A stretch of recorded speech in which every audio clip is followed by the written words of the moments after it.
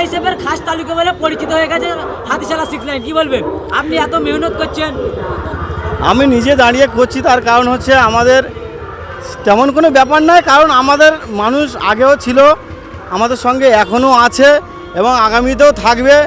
মানুষকে মিথ্যে অপবাদ করে দিয়ে তাকে মিথ্যে কেসে ফাঁসিয়ে অনেকজনকে অনেকভাবে বিভ্রান্ত করার চেষ্টা করেছে, কিন্তু মানুষ আর ওসব ভয় ভীতি করে না। মানুষ এখন আমাদের সঙ্গে আছে, আমাদের সঙ্গেই থাকবে, কারণ মানুষ এখন বুঝে গেছে ন্যায় অন্যায় জিনিসটা কী এবং নওশাদ সিদ্দিকী জিনিসটা কী। নওশাদ সিদ্দিকী এমন একজন ব্যক্তি যে অন্যায়কে প্রশ্রয় দেয় না।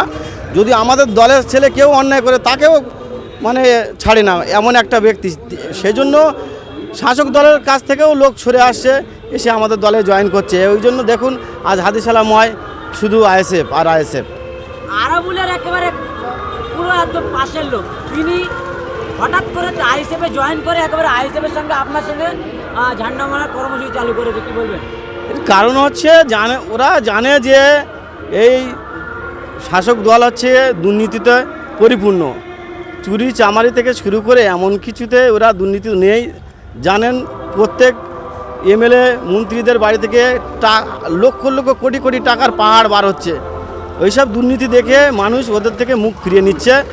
ওই জন্য আমাদের আইএসএফের দল আরও উৎফুল্ল হয়ে উঠছে। পঞ্চায়েত ভোটের পরে আইএসএফ জেতার পরে এই যে হাতিশালা 6 লাইন আইএসএফের ঝান্ডায় যে দেখছেন ভরাডুবু বা আইএসএফের খাস তালুকা বলে পরিচিত হলো, কেমন লাগছে জানাতেন সাধারণ মানুষের বা জনগণের? আইএসএফ গত বিধানসভা পঞ্চায়েত থেকেও ছিল এবং আছে। মানুষকে মিথ্যে ভয় দেখানোর জন্য মানুষ বাইরে আসেনি। এখন মানুষ তারা বুঝতে পেরে গেছে যে আর লুকিয়ে থাকার দিন নেই, লুকিয়ে থাকার দিন শেষ। এখন সব মানুষ প্রকাশ্যে বাড়িয়ে চলে এসছে, সেই জন্য আজ হাতিশালাময় আইএসএফে একাকার হয়ে গেল। রক্তদান শিবিরটা আগামীকাল হচ্ছে, কি বলবেন? কেমন লোকের সাড়া মিলবে বলে দাবি? আমরা আশা করেছিলাম একটু কম হবে, এরকম একটা ভাবছিলাম, কিন্তু এখন দেখছি 300 বলেছিলাম প্লাস, এখন দেখছি 600 প্লাস হয়ে গেছে। অলরেডি 600 লিস্ট চলে এসছে। আশা করি আমরা আরও বেশি ডোনার পাবো এবং সকলকে অনুরোধ করব কালকে সকাল 8টার মধ্যে সবাই যেন সকাল সকাল এসে একটা তাদের ব্লাডটা দিয়ে যায়, কারণ আপনাদের ব্লাডে একজন মুমূর্ষু রোগীর জীবন বাঁচবে। কি বলবেন এই ভাঙড়ে পরস্পর যে রক্তদান শিবির প্রায় 10-12 দিন ধরে হবে, এই রক্তদান শিবির হিসেবে কি বলতে চাইছেন এখন একটু যদি বলতেন? রক্তদান শিবির, রক্তদান মানে জীবনদান। আমরা হানাহানি হিংসার রাজনীতি করি না। মানব সেবাই হলো শ্রেষ্ঠ সেবা, সেই জন্য আমরা মানব সেবা সদা সর্বদাই। এর আগে আমরা ভাঙড়ে সোনপুর বাজারে ইতিহাস সৃষ্টি করেছি। ভারতবর্ষের বুকে ইতিপূর্বে এরকম কোনো ব্লাড ডোনেশন ক্যাম্প হয়নি।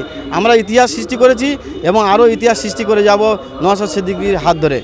এই ভাঙড়ে রক্তদান শিবির থেকে একেবারে খবরের শিরোনামে এসেছিল সেই ভাঙড় বোমাগুলি লুকিয়ে গিয়েছিল। পঞ্চায়েত ভোটে আবার এই বোমাগুলি যে শাসক দলের পক্ষ থেকে আইএসএফের উপরে মারা হলো বা আইএসএফ থেকে জব্দ করা হলো। এই রক্তদান শিবির করে আবার কি রেকর্ড করতে চলেছে আইএসএফ, কি বলবেন? অবশ্যই আমাদের টোটাল ভাঙড় বিধানসভা জুড়ে একাধিক কর্মসূচি আছে। 2 দিনব্যাপী রক্তদান উৎসব হবে এবং আরও অন্যান্য আমরা পরিষেবা দেব মানুষকে। আমরা দুর্নীতি হিংসাকে প্রশ্রয় দেই না।